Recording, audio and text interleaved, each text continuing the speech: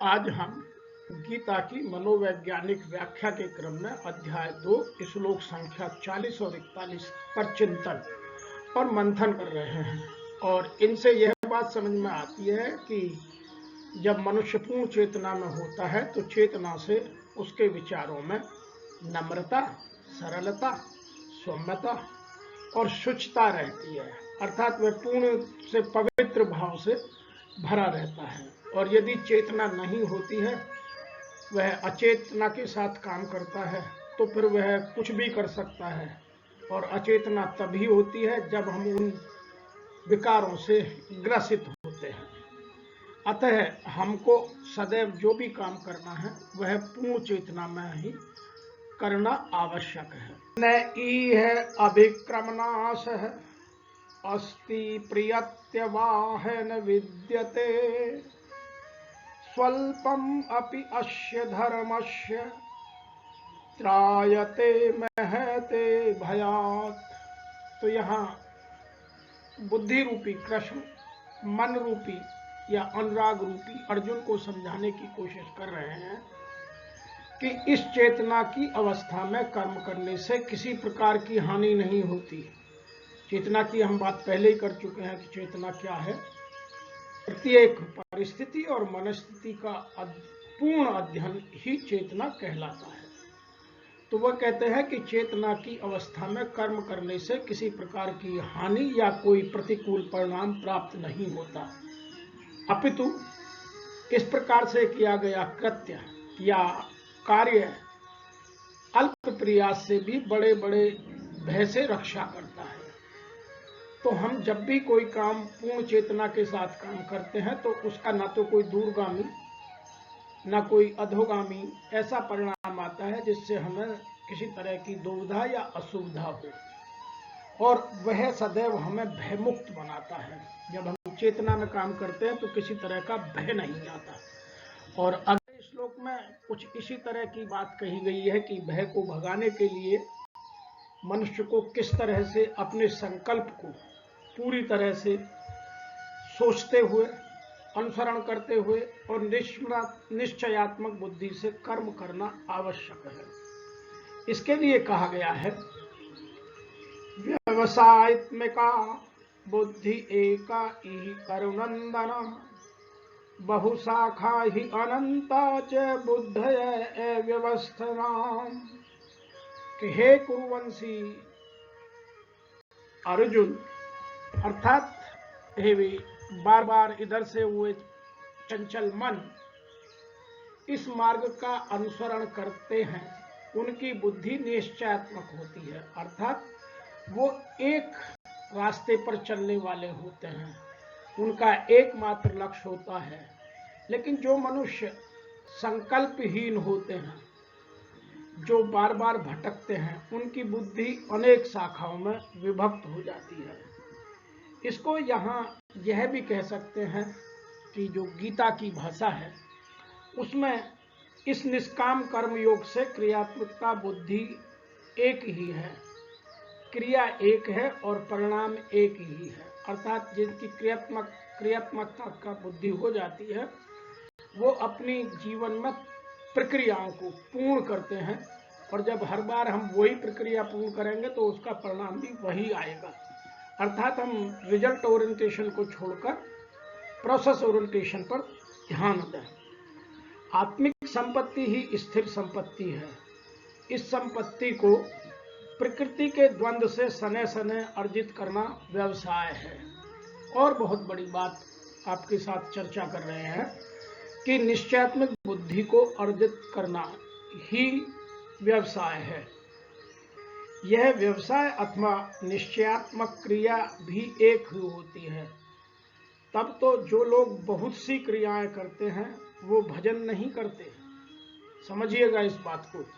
जो जिनकी बुद्धि निश्चयात्मकता नहीं होती वो भजन नहीं करते, वो केवल दिखावा करते हैं।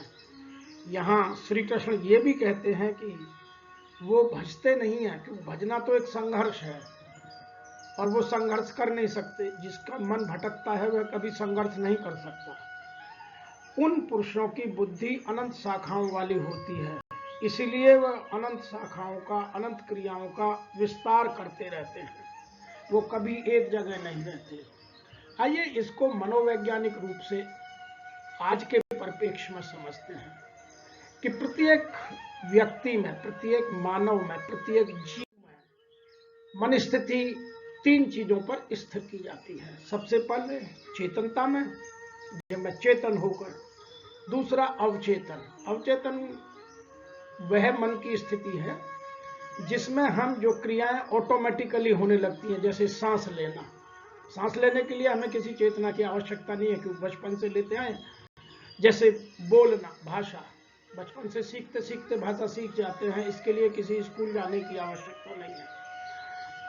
और तीसरी अवस्था है अचेतन, जब हमें पता ही नहीं हम क्या कर रहे हैं, जब हमारा मन और मस्तिष्क में कोई तालमेल नहीं होता। तो प्रत्येक मनुष्य की ये 3 मन स्थिति होती हैं, और सदैव अवचेतन मन से दी गई अवधारणा के अनुसार जब चेतन मन करता है, काम करता है, तब हमें किसी तरह का कोई दुख या किसी तरह का प्रतिकूल प्रभाव नहीं मिलता, और अचेतनता में काम करने से प्रतिकूलता का भाव आता है।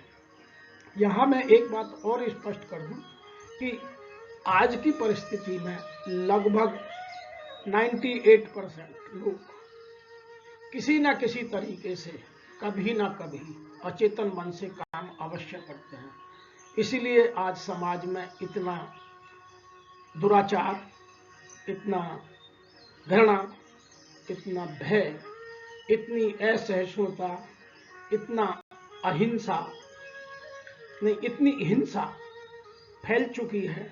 उसका कारण हमारी अचेतनता ही है।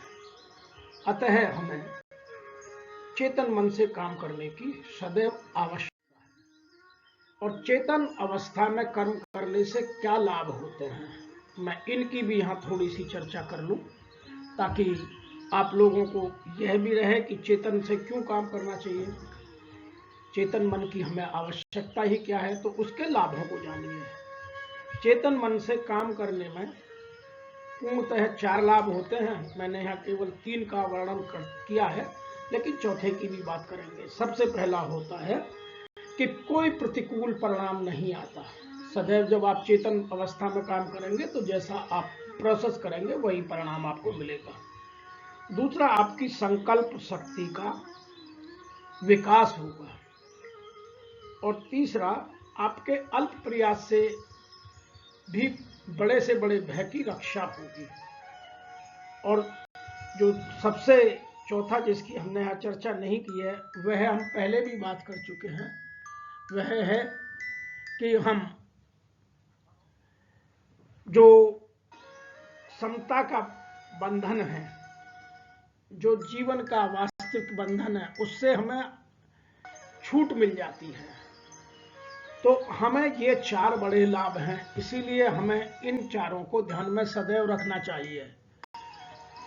और इनको ध्यान में रख के काम करेंगे तो कभी भी किसी काम का कोई प्रतिकूल प्रभाव हमारे जीवन में नहीं पड़ेगा। अतः सदैव चेतना से काम करना, चेतना से विचारों में नम्रता, सरलता, सौम्यता और शुचिता के साथ काम करना ही हमारे जीवन को उत्कृष्ट बनाता है। आज का जो ये 2 श्लोक हैं, 40वां और 41वां, वो हमें ये समझाते हैं। मैं आशा करता हूं कि आपको यह पूर्ण रूप से समझ आ गए होंगे। अतः आपको इन दोनों को समझना और इनके जीवन को गहनता से अध्ययन करना आवश्यक है। आज इतना ही। यदि आपको मेरे ये वीडियो पसंद आ रहे हैं तो आप इन्हें लाइक कीजिए, सब्सक्राइब कीजिए और अपने मित्रों को भेजिए।